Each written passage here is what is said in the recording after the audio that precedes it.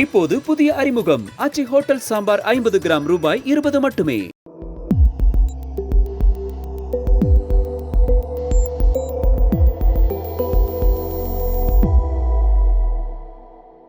Sir வணக்கம். வணக்கம், நேயர்களுக்கு அன்பு வணக்கம்.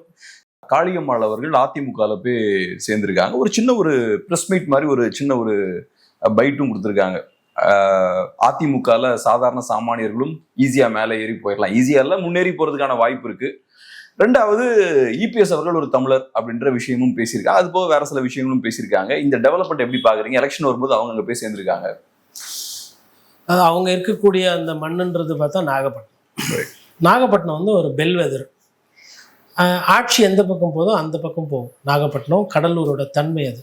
குறிப்பாக சொல்லணும்னா நாகப்பட்டினம் மயிலாடுதுறை வந்து எப்படியுமே பார்த்தீங்கன்னா இப்போ கூட உங்களுக்கு வந்து டெல்டாவில் தஞ்சாவூர் திருவாரூர்லாம் பார்த்தீங்கன்னா திமுகவோட ஸ்ட்ராங்காக நிற்கும்.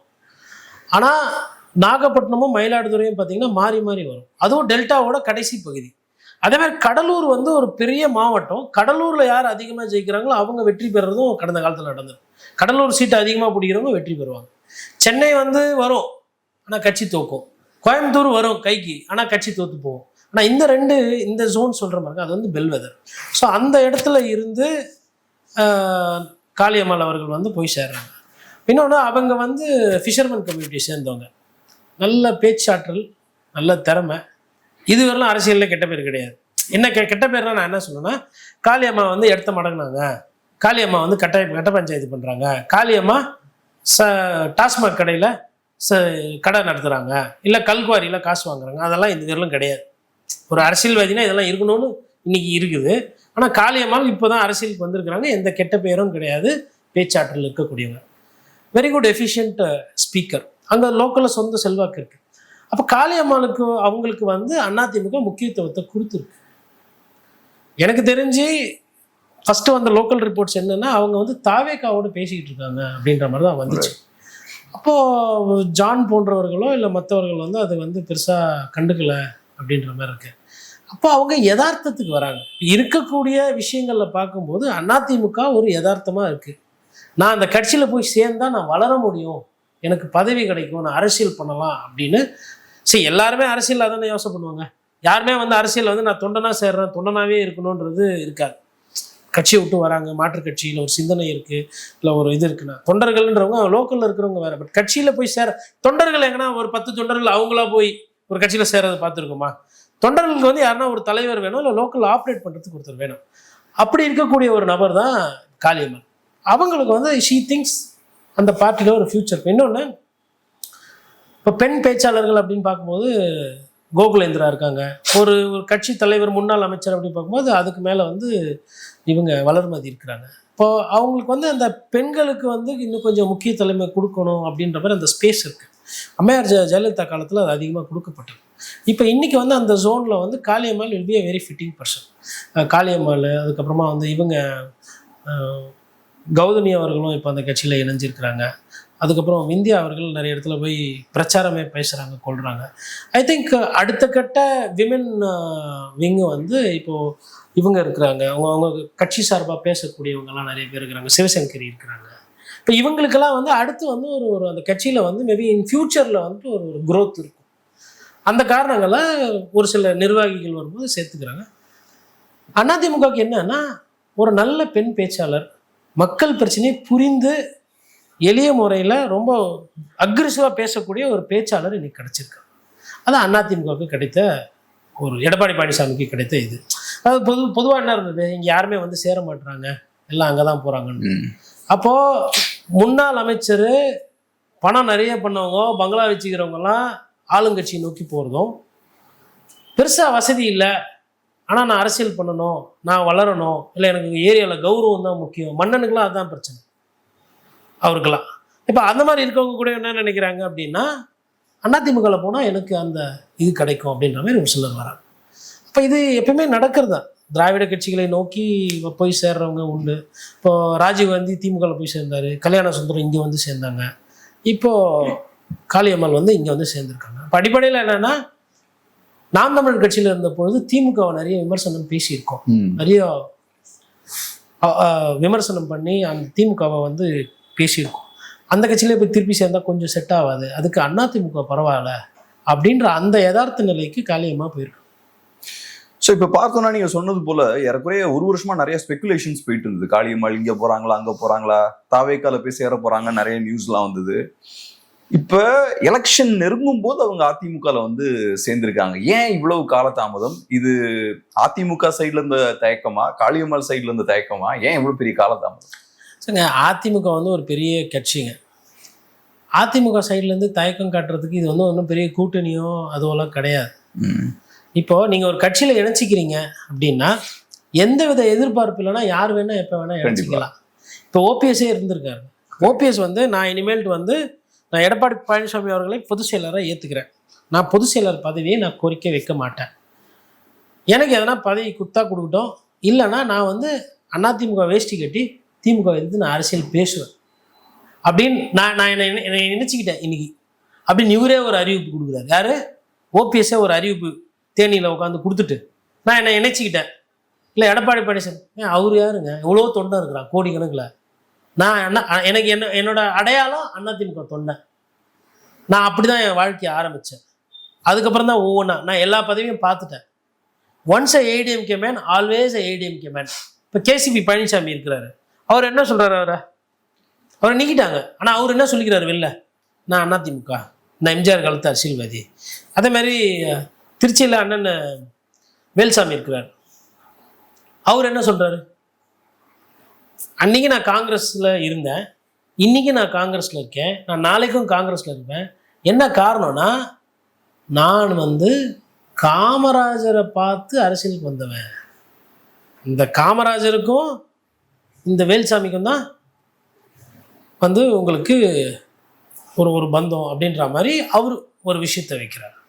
அதெல்லாம் பார்க்கும்போது ஒரு சிலர் வந்து அந்த கட்சியிலன்னா அந்த கட்சியிலேயே தான் இருப்பாங்க, ஒரு சிலர் மாறி மாறி போவாங்க. காளியம்மாள் பொறுத்தவரையிலும் வந்து பார்த்திங்கன்னா அவங்களுக்கு க்ரோத் அங்கே இருக்கா இல்லையா அப்படின்னு மேபி ஆசிலேஷன் இருந்திருக்கும். அந்த ஆசிலேஷன் ஒரு முடிவுக்கு வந்திருக்கும். தேர்தல் நேரம் நெருக்கம், மேபி அவங்கள வேட்பாளரை கூட இறக்கலாம், இல்லை அவங்களுக்கு ஒரு எம்எல்ஏ ஆகணுன்ற ஆசை கூட வந்திருக்கலாம். அப்போ எம்எல்ஏ ஆகணும்னா எந்த கட்சியில் போய் சேர்ந்தா ஆக முடியும்? ஒன்று திமுக, இல்லை அதிமுக. திமுகலாம் அங்கே எம்எல்ஏலாம் சீக்கிரமாலாம் ஆக முடியாது. நீங்கள் முன்னாள் அமைச்சராக இருந்திருக்கணும், உங்கள் மீது சொத்து குவிப்பு வழக்கெல்லாம் இருக்கணும், அதுக்கப்புறம் நீங்கள் ஒரு பெரிய ஆளாக இருந்தால் தான் உங்களுக்கு சீட் அங்கே கன்ஃபார்ம் பண்ண முடியும். சேகர் பாபு போய் சேர்ந்தார், எதனால் போய் சேர்ந்தார்? MLA seat confirm. Manoj Pandian போய் சேர்ந்துருக்காரு, MLA seat confirm. Orathanadu Vaithilingam போய் சேர்றாரு, எம்எல்ஏ சீட்டு கன்ஃபார்ம். ஓபிஎஸ் போய் சேர்றாரு, எம்எல்ஏ சீட்டு கன்ஃபார்ம். சாதாரணமாக போனால் எம்எல்ஏ சீட் அங்கே கன்ஃபார்ம் பண்ண முடியும்னா சிக்கல் பண்ண முடியாது. சாதாரண நாட்கள் அங்கே எம்எல்ஏ ஆக முடியாது. அப்போ காளியம்மாள் போனால் மேபி அங்கே எம்எல்ஏவாக நம்ம வந்து வாய்ப்பு கிடைக்கும், அதிமுகவில் வாய்ப்பு கிடைக்கும்னு நினச்சிருக்கலாம், அதனால் அவங்க போயிருக்கலாம். இல்லை அவங்க ஒரு பேச்சாளர், நட்சத்திர பேச்சாளராக மாறலாம், அதிமுக அவங்கள பயன்படுத்தும், அவங்களுக்கு ஒரு வண்டியை கொடுப்பாங்க, சலுகைகள் கொடுப்பாங்க. ஏன்னா உடல் உழைப்பு தராங்க இல்லையா. கம்யூனிஸ்ட் கட்சியிலேயே போனால் பெருசாக செய்ய மாட்டாங்க, ஆனால் டீ வாங்கி கொடுப்பாங்க. தோழர் இங்கே தங்கிக்கங்க தோழர், காலைல போகலாம் தோழர் அப்படின்வாங்க. ஏதோ அவங்களால முடிஞ்சது செய்வோம். பெருசாக சம்பாதிக்கலாம் முடியாது, கொள்கையை பேசலாம். கொள்கையை பேசுறதுக்கு வர்றதுக்கு டிஃபனோ சாப்பாடோ ஏற்பாடு பண்ணுற தோழர், பேசிட்டு போயிடுங்க. போகும்போது ஒரு சால்வை ஒன்று கொடுப்பாங்க, சிவப்பு சால்வையும் பச்சை சால்வை. அந்த கட்சி தொண்டர்கள், அந்த கட்சி பேச்சாளர்கள் கண்டது அவ்வளவுதான். மற்ற இடத்துல வந்துட்டு அவங்க தேவைகள் அவங்க நினைக்கிறாங்க, அதிமுக அந்த இடத்துல ஜெயிக்கிறதுக்கு வாய்ப்பு இருக்குன்னு நினைக்கிறாங்க, அதனால காளியம்மா சேர்ந்துருக்காங்க. ஸோ இப்போ ஒரு விஷயம் சொன்னீங்க, இப்போ காளியம்மாள் அவர்களை பொறுத்தளவு திறமையான ஒரு அரசியல்வாதி, நல்ல எதிர்காலமும் அதிமுகவில் அவங்களுக்கு இருக்கும் அப்படின்ற மாதிரி சொன்னீங்க. இப்போ நாம் தமிழர் கட்சியிலேருந்து ஏற்கனவே சில பேர் பார்த்தோம்னா அதிமுக திமுக எல்லாம் போய் சேர்ந்துருக்காங்க. ஸோ அதெல்லாம் வச்சு பார்க்கும்போது நாம் தமிழர் கட்சியிலேருந்து பெரிய பேக்ரவுண்ட் இல்லாமல் இந்த பெரிய கட்சிகளுக்கு போகிறவங்க எதிர்பார்த்த அளவுக்கு நல்லா வளர்ந்துருக்காங்கன்னு நினைக்கிறீங்களா? நல்ல கேள்விங்க, ரொம்ப முக்கியமான கேள்வி. இப்போ ராஜீவ்காந்தி அவர்களை பொறுத்தவரைலாம் ஊடக வெளிச்சம் என்பது அவரை சுற்றி இருக்கு. திமுகவில் போய் சேர்ந்திருக்காரு, நல்ல கண்ணியமாக பேசக்கூடிய, கடின வார்த்தைகள் அதெல்லாம் பயன்படுத்த மாட்டார். ராஜீவ்காந்தியை பொறுத்தவரை கருத்துக்கு கருத்து, வாதம், புள்ளி விவரம் அப்படி போகக்கூடாது. ராஜீவ்காந்தியோட நிலைப்பாடு. மற்ற முன்னணி பேச்சாளர்களுக்கு எந்த அளவுக்கு முக்கியத்துவம் கொடுக்குறாங்களோ அதே முக்கியத்துவம் ராஜீவ்காந்திக்கு இதுவரையிலும் கொடுக்குறாங்க. பட் ராஜீவ்காந்திக்கு சீட்டு கொடுப்பாங்களா, ராஜீவ்காந்தியை நாளைக்கு ஒரு எம்எல்ஏ ஆக்குவாங்களா, மேயர் ஆக்குவாங்களான்றது நம்மளுக்கு காலம்தான் பதில் சொல்லும். இதுவரையிலும் ராஜீவ்காந்தி போய் சேர்ந்ததுனால நான் வந்து எனக்கு முக்கியத்துவம் இல்லை அப்படின்ற மாதிரி நான் எங்கேயும் பார்க்கல. இதில் என்னன்னா, நான் போகக்கூடிய இந்த ஊடக விவாதங்களில் இல்லை செய்தி நிறுவனங்களில் இவங்களெல்லாம் பார்க்குறது உண்டு. சந்தோஷத்தில் தான் இருக்கிறார் யார் ராஜீவ்காந்தி. கல்யாண சுந்தரத்தை பொறுத்தவரையிலும் எனக்கு ரொம்ப ஃப்ரீயாக இருக்குது, ஃப்ரீடம் நிறைய இருக்குது. எனக்கு என்ன பேசணும் போது அதை நான் பேச முடியுது, என்னோட தாட்ஸை வந்து வெளிப்படுத்த முடியாது, ரொம்ப ரொம்ப ரிலாக்ஸ்டாக இருக்கேங்க, எனக்கு நான் வெரி ஹாப்பி அப்படின்ற மாதிரி அவருமே அவரோட அந்த எண்ணோட்டங்களை வந்து இது பண்ணுறாரு. எங்கெங்கெல்லாம் ஒரு பேச்சு மக்கள் மேதை இல்லை விவாதம் அரசியல் பேசுகிறாங்களோ அந்த இடத்துலலாம் Kalyana Sundaram is in demand. AIADMK சார்பாக வந்து எவ்வளோ பேர் இருக்கிறாங்க. கல்யாண சுந்தரத்துக்கு முன்னாடியிலேருந்து அதிமுகவுக்கு ஆதரவாக பேசக்கூடிய கட்சிக்காரர்கள் நிறைய பேர் இருக்கிறாங்க.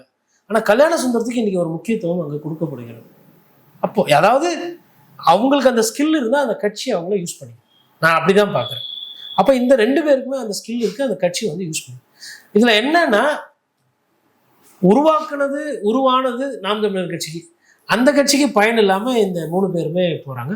காளியம்மாவை பொறுத்தவரையிலும் கண்டிப்பாக வந்து அதிமுக வந்து பயங்கர யூஸ் பண்ணுவாங்க அவங்கள. ஏன்னா இப்போ இது வந்து எப்படின்னா ஒரு IPL டீம் மாதிரிங்க. இப்போ காளியம்மா வந்து ஒரு ஸ்பின்னர்னு வச்சுக்கோங்களேன். இந்த ஸ்பின்னரை எடுக்கிறாங்க. எதுக்கு எடுக்கிறாங்க?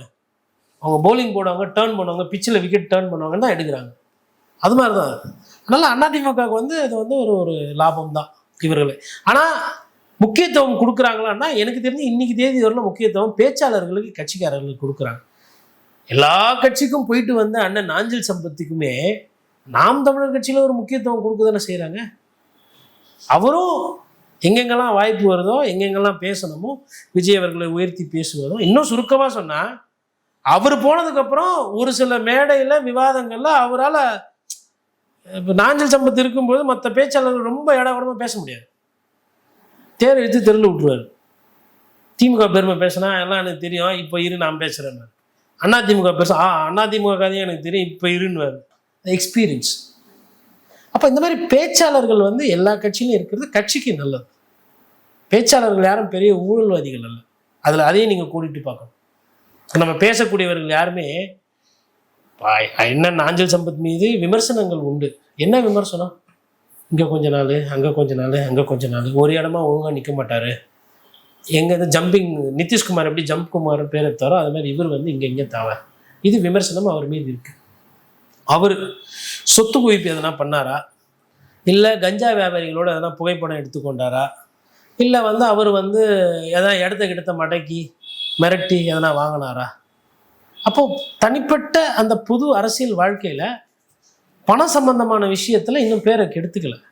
ஆனால் கட்சி மாறி மாறி போனதுனால அவருக்கு வந்து பொதுமக்கள் கிட்ட அந்த ஒரு அவப்பெயர். அது வந்து எல்லாருக்குமே பொருளும். இப்போ உங்களுக்கு வந்து இவர் இருக்கார், நம்ம காங்கிரஸ் பேரியக்கத்தில் வந்துட்டு பேச்சாளர்கள் இருக்காங்க. தமிழறிவு மணியன் இருக்கார். நல்ல சொல்லாடலுக்கு சொந்தக்காரர், அருமையான கருத்துக்கள்.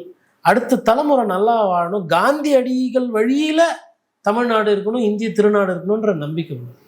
ஒன்றும் பெருசாக சொத்து சொகலாம் சம்பாதிக்கல. புகழுக்கு சொந்தக்காரர், கண்ணியமான வார்த்தைகள் பேசுவார். திருச்சி சிவா திமுகவுடைய நட்சத்திர பேச்சாளர். திருச்சி சிவா எங்கன்னா பங்களா வாங்கினாரு, மாட மாளிகை இருக்குது, குவாரி நடத்துகிறாரு, 200 கடை அவுட்டரில் வந்து செந்தில் பாலாஜி எப்படி கரூர் டீம்னு ஒன்று வச்சு இது பண்ணுறாரு, அது மாதிரி திருச்சி டீம்னு இவர் ஒன்று வசூல் பண்ணுறாரு. அப்படி எதனா கெட்ட பேர் இருக்கா? பேச்சாளர்கள் வந்து கட்சியில் அதிகமாக இருக்கிறது கட்சிக்கு நல்லது, ஊழல்வாதிகள் கட்சியில் கம்மியாக இருக்கிறது கட்சிக்கு நல்லது. அப்போ இன்றைக்கி என்ன ஆகி போச்சுன்னா, பேச்சாளர்கள் குறைவாகவும் ஊழல்வாதிகள் அதிகமாக ஆயிட்டாங்க திராவிட கட்சிகள். அதுதான் இப்போ சிக்கல். சார், இப்போ நீங்கள் சொன்னது போல் என்டிகே இந்த பேச்சாளர்கள் தலைவர்களெல்லாம் உருவாக்குறாங்க. அதுக்கப்புறம் ஒரு கட்டத்துக்கு அப்புறம் அவங்க வேற கட்சிகளுக்கு போகிறாங்க. என்டிகே பார்வையிலிருந்து பார்க்கும்போது இது ஒரு பின்னடைவாக பார்க்கலாமா? பின்னடைவு தான் அது. என்னோட நண்பர் ஒருத்தர் என் கூட கல்லூரியில் படித்த ஒரு வழக்கறிஞராக கொஞ்ச நாள் வேலை பார்த்தாரு. அவர் வந்து எந்த அளவுக்குன்னா, நாங்கள்லாம் ஜாலியாக அப்படி சுற்றிட்டு இருக்கும்போது நண்பா காலைல 11 மணிக்கு வந்துருங்கன்னுவார். சரி நண்பா வந்துடுறேன் நண்பா அப்படின்னா. எப்படி வரீங்க அப்படின்னுவார். யோசிக்கும் போது, மகிழுந்தில் வரீங்களா இல்லை தொடர் வண்டியில் வரீங்களான்னு. என்னையா என்ன பேசுகிறேன்னு நான். இல்லை மகிழுந்துனா கார் நண்பா, அதான் அப்போல்லாம் ப்ளஸர் சொல்லுவாங்கள்ல, கார் தான் நண்பா. அது ஸ்கார்பியோன்னு சொல்லிட்டு போகிறது. நான் இல்லை நண்பா, பயிற்சி அண்ணன் சொல்லியிருக்காரு. ட்ரெயினுன்னா இல்லை தொடர் வண்டி, அப்படி தான் சொல்லணும்.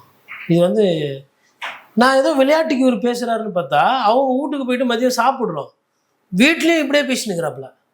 அவங்க வீட்டம்மா கிட்ட கேட்குறேன், என்ன தங்கச்சி அண்ணா இப்படி தானே இருக்காரு 1.5 வருஷமா, வெளில தெரியாது, என்கிட்டயுமே இப்படி தான் பேசுகிறாரு. கேட்டால் மேடையில் பேசும்போது நல்ல தமிழ் சொல்லாடல் வரணுன்றாரு, கெட்ட வார்த்தையாம்மா மற்றதெல்லாம் கலந்து பேசினா அப்படின்றாரு. எது ஆங்கிலத்தையும் மற்ற மொழி வார்த்தை கலந்து பேசுகிறதே கெட்ட வார்த்தைன்னா எனக்கு ஒரு நிமிஷம் பக்குன்னு ஆகி போச்சு. கார்த்திக்னு சொல்லிட்டு அவர் இப்போது கல்லூரியெல்லாம் போய் கிளாஸ் எடுப்பார். அப்புறம் இப்போ அரசில் ஏதோ ஒரு வேலையில் இருக்கிறார். எதுக்கு சொல்ல, ஒரு மாவட்ட செயலராக இருந்தார் கொஞ்ச நாள். அப்புறம் இதெல்லாம் வேணாம், ஏன்னா பணம் நிறைய செலவாகுது, உழைப்பு இதுக்கு மேலே தர முடியல இயக்கத்துக்கு அப்படின்ற காரணத்தினால சீமான் அண்ணனை வந்து விமர்சனம் பண்ணாமல், எந்த ஒரு பிரச்சனையும் பண்ணாமல் அண்ணனை அரசியல் விட்டு ஒதுக்கிறேன்னு சொல்லிட்டு ஃபஸ்ட்டு அதிமுகவுக்கு போகிறார். அதிமுகவில் போய் சேர்ந்துட்டு கொஞ்ச நாள் இருந்துட்டு அதுக்கப்புறமா அரசு உத்தியோகம் வருது அப்படின்னும் போது அந்த இயக்கத்துலேருந்து தன்னோட தொடர்பை துண்டிச்சிட்டு இன்றைக்கி வந்து ஒரு குடும்பஸ்தராக குடும்பத்தை பார்த்து கொண்டு இருக்கிறார். இப்போ என்னென்னா இது மாதிரி நிறைய பேர், நிறைய தம்பிகள் ஊடகத்திலே நிறைய பேர் கேமராமேனாக இருப்பாங்க, ரிப்போர்ட்டராக இருப்பாங்க. அவங்க வந்து நம்மக்கிட்ட வந்து பேசும்போது, அண்ணன் 10 வருஷத்துக்கு முன்னாடி நான் தமிழில் இருந்தேனே, ஆரம்ப காலகட்டத்தில் நான் வந்து கடலூர்லலாம் அண்ணன் வரும்போது அவங்க கூடலாம் பயணம் பண்ணியிருக்கேன், அண்ணனோட ஃபோட்டோலாம் எடுத்திருக்கேன். கொஞ்சம் பேர் இந்த மாதிரி அண்ணன் சீமான் அவர்கள் எழுந்துட்டார். இவங்களுக்கு வந்து என்னென்னா பெரிய கோவம்லாம் கிடையாது, ஆனால் அவங்களுக்கு வந்து வெற்றியை பார்க்கணுன்ற அந்த ஆசை இருக்குது. சீமான் அவர்கள் எம்எல்ஏ ஆகணும், நம்ம கட்சி வண்டி தோத்துக்கிட்டே இருக்கே, நம்ம ஜெயிக்கவே மாட்டேன்ற அந்த வலி இருக்குது. ஈடு கொடுக்க முடியல திராவிட கட்சிகள் கிட்ட, பெரிய பணம் கிடையாது, அப்புறம் அந்த பெரிய வசீகரம் கிடையாது. ஏன்னா இதில் உழைப்பு போட்டாகணும். இப்போ நீங்கள் தாவேக்கா தொண்டராக இருந்தால் ஒரே ஒரு ஸ்பீக்கரு, ஒரு ப்ளூடூத்து போதும். ஸ்பீக்கர் ஆன் பண்ணிட்டு ஃபோனில் ப்ளூடூத் கேட்டு உங்கள் விஜய் உயிர் என்ன வர வா போகிறடெல்லாம் அப்படியே டான்ஸ் பண்ணிட்டு ப்ரோ செல்ஃபி புள்ள பாட்டு போட்டு டான்ஸ் ஆட்டு வைப் பண்ணி டிக்டாக்ல போட்டு போயிடலாம். நாம் தமிழர் கட்சியில் இருந்தால் கிராமத்துக்கு போனோம், திருமண கூட்டம் போனோம், துண்டு பிரச்சாரம் பண்ணோம், தட்டி வைக்கணும், விளம்பரம் பண்ணோம், போலீஸில் பர்மிஷன் வாங்கணும், கூட்டம் போகிறதுக்கு இவ்வளோ வேலை இருக்குது. தாவேக்கா தொண்டர்களுக்கு இதெல்லாம் கிடையாது. நாம் தமிழர் கட்சியின் நிர்வாகிகளுக்கு இந்த வேலையெல்லாம் இருக்குது. சுருக்கமாக சொன்னால் கூட்டம் முடிஞ்சோன்னா டேபிள் சேரெல்லாம் அடுக்கி வச்சுட்டு வரணும். மற்ற கட்சியில் வந்து கான்ட்ராக்ட் பெருசாக விட்ருவாங்க, இவங்களே அந்த வேலையை எடுத்து செய்வாங்க. அதில் ஒரு 10 காசு மிச்சம் பண்ணி அந்த கூட்டத்தை போட முடியுமா? அதாவது கம்யூனிஸ்ட் கட்சியும் திமுகவும் எப்படி கடந்த காலத்தில் கட்சியை வளர்த்தாங்களோ அந்த பாதையில் அது போகுது. பட் அந்த பாதை ரொம்ப ஸ்லோவாக இருக்கிற காரணத்தினாலே நிறைய பேரால் ஈடு கொடுக்க முடியாமல் கட்சியை விட்டு போகிறாங்க. அது சீமான் அவர்களுக்கு கண்டிப்பாக இழப்பு தான். ஆனால் பிரச்சனை என்னன்னா அதை வந்து அவர் பெருசாக நினைக்க மாட்டேன்றார்.